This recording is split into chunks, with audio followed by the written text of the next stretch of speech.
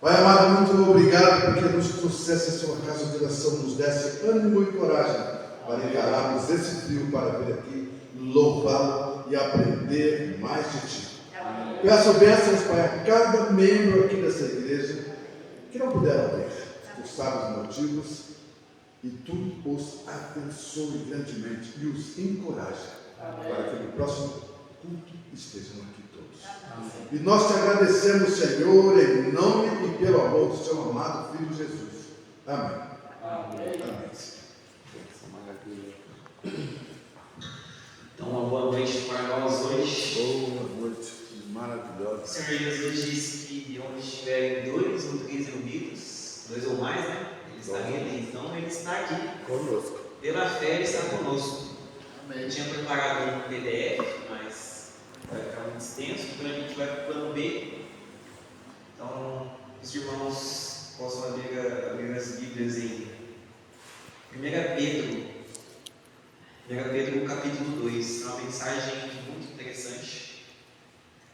Uma mensagem que vai nos esquentar nessa noite gelada, né? Essa noite fazendo um pouquinho de frio. 1 Pedro. 1 Pedro, capítulo 2, a partir do verso 15.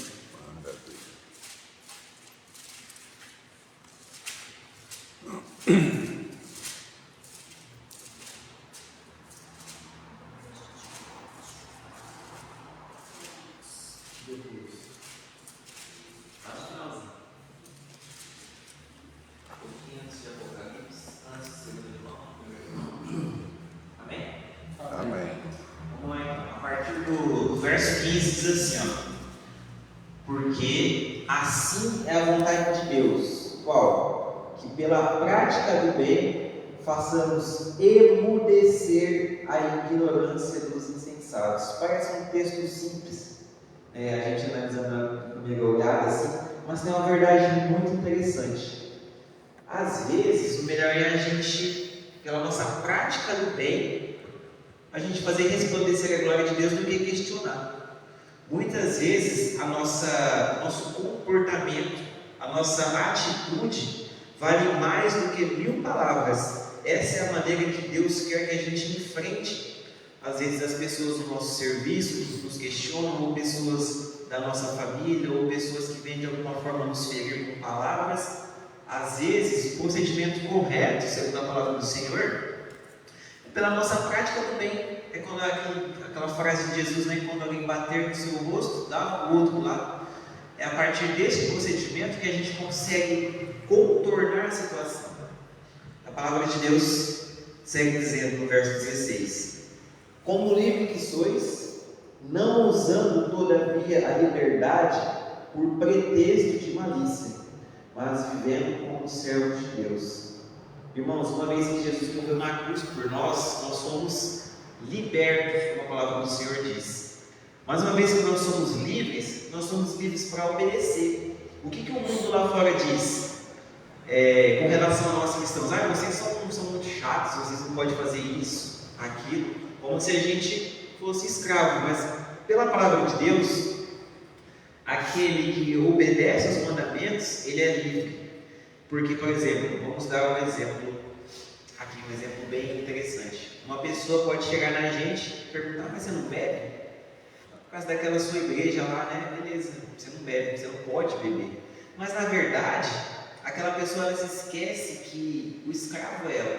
Porque nós, como cristãos que não ingerimos bebidas alcoólicas, ou fumamos, ou fazemos outras coisas, a gente tem a capacidade de escolher. A pessoa que ela tem um vício, seja qual for, que a gente está dando exemplo, que ela não consegue parar, ela não consegue ali ter uma vontade para existir aquilo, ela é a escrava. Então o conceito de liberdade, o conceito de escolha, hoje está muito disseminado a fazer o que quiser. E não é isso. Quando Satanás foi tentar Adão e Eva, o que ele falou para Eva? É verdade que Deus não deixou vocês de comer de toda a árvore do jardim? Olha como Satanás é. Ele quer fazer a gente achar que Deus ele é um proibidor. Por isso que quando ele tenta Eva, ele fala o seguinte: é verdade que Deus falou para vocês não comerem de toda? Mas na verdade Deus proibiu uma árvore só. Então o que Satanás faz? Ele tenta usar dessa liberdade deturpada para nos fazer achar que Deus ele é o que é um ditador. Isso não é verdade. A gente vai agora para o verso 17. A gente está tirando lições de um texto bíblico que eu acho muito interessante. O verso 17 fala o seguinte: tratai todos com honra, amai os irmãos, temei a Deus, honrai o rei. Aqui também se refere às autoridades, né? O verso 18 diz o seguinte, aqui falando sobre os deveres cristãos e sobre a nossa submissão às superioridades, autoridades. Diz o seguinte: servos, sejam submissos com todo temor ao vosso Senhor, não somente se for bom, mas também ao perverso, porque isto é grato. Verso 19: que alguém suporte tristezas sofrendo injustamente, por motivo de sua consciência com Deus. Verso 20: pois que glória há, se pecando e sendo esbofeteados por isso, o suportais com paciência? Se entretanto, quando praticais o bem, sois igualmente afligidos e o suportais com paciência, isso é grato a Deus.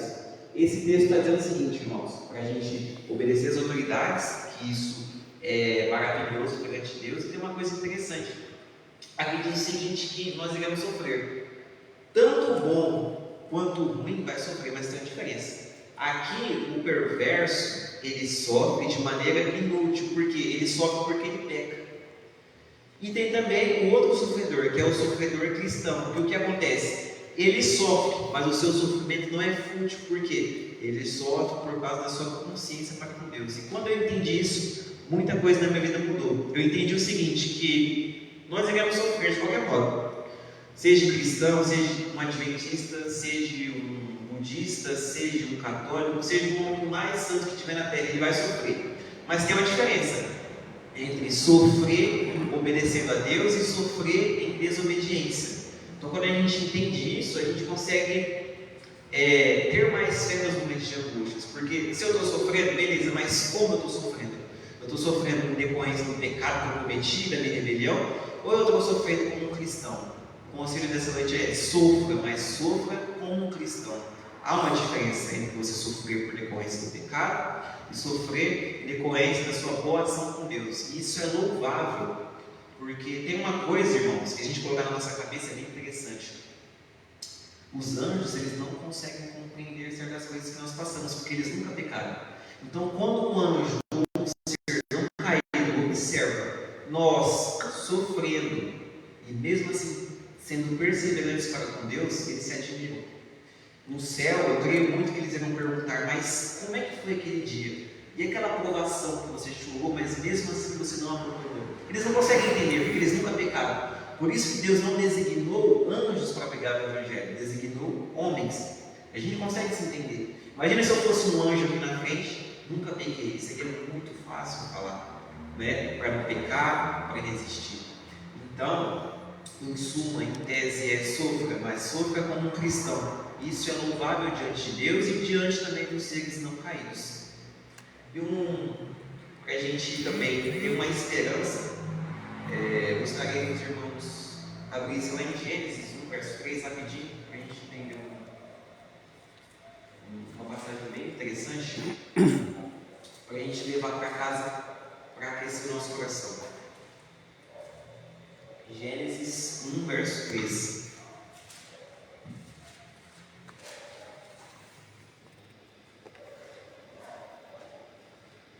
Amém? Amém.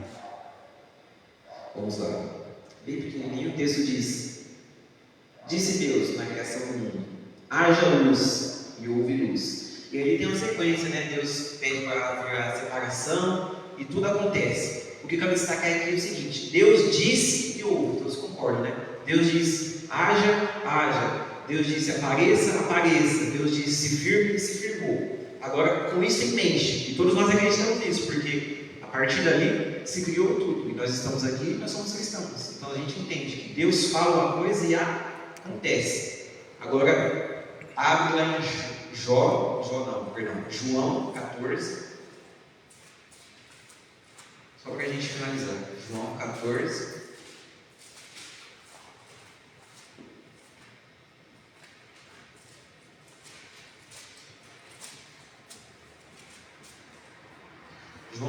14, verso 27.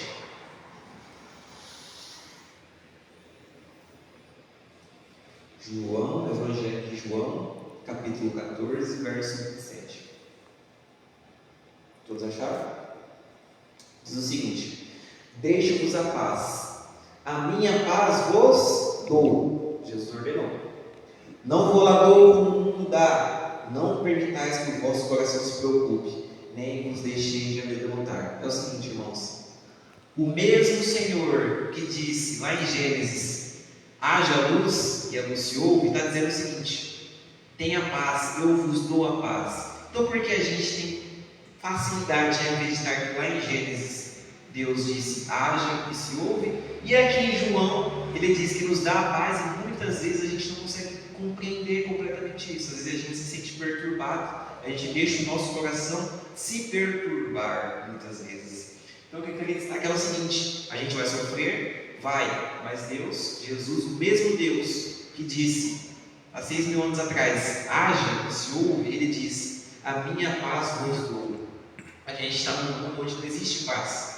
Você entra no ônibus, você vê pessoas aflitas, a gente vai trabalhar, a gente vê pessoas aflitas, a gente vê o vizinho discutindo, a gente vê tantas coisas terríveis, parece que não há paz. Mas o mesmo Deus que criou o céu e a terra, ele diz hoje, eu deixo-vos a paz. A gente tem que ter fé para se apoderar disso. Jesus, o Deus, disse, haja e se ouve. Ele diz, eu te dou a paz. Então, hoje, que nós possamos receber essa paz. Mesmo que passamos por momentos de angústias, como a gente leu, a gente vai sofrer, a gente tem que escolher sofrer como cristão e também se apoderar dessa paz que Jesus nos dá. É essa mensagem que a gente leva para casa essa noite com o coração aberto a receber essa paz. Eu queria que os irmãos colocassem na cabeça: Jesus falou que vai nos dar paz. E se a gente acredita que Ele criou o céu e a terra, a gente também acredita que Ele vai nos dar paz. E eu estou entendendo isso cada dia que passa. Mesmo em meio às tribulações, dá para ter paz, porque a gente tem uma esperança e ela não é corruptível. A gente não é aqueles corredores das Olimpíadas que passam anos treinando para conseguir uma medalha corruptível de ouro. A nossa medalha ela é incorruptível, é uma coroa de glória. Como o apóstolo Paulo diz, agora já me é reservada a coroa da vitória, que o Senhor também não dará só a mim, mas também todo aquele que crê na sua volta. Isso é muito interessante. Essa é a mensagem para nós essa noite, irmãos. A gente pode colocar um hino. Tem da paz. Pode colocar. Vou pesquisar aqui.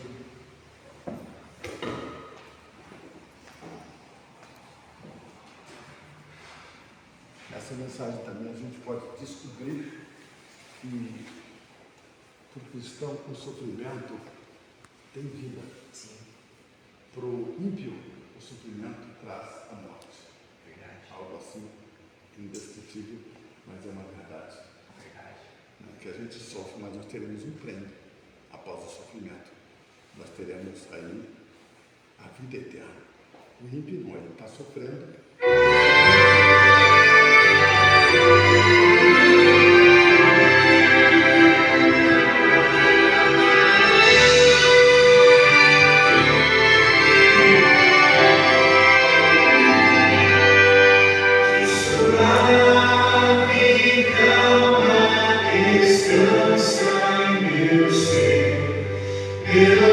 Melodias em meu mar.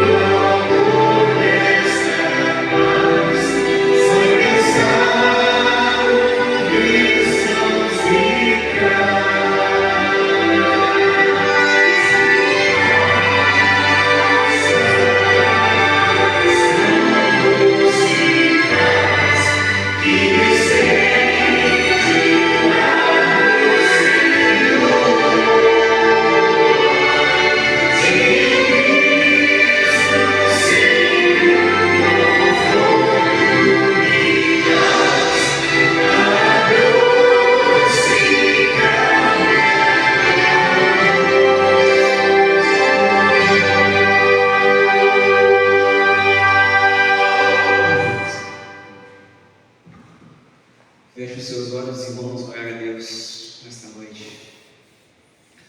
Grandioso Deus, Pai eterno de grande misericórdia, obrigado porque o Senhor nos reuniu aqui esta noite com um propósito, Pai.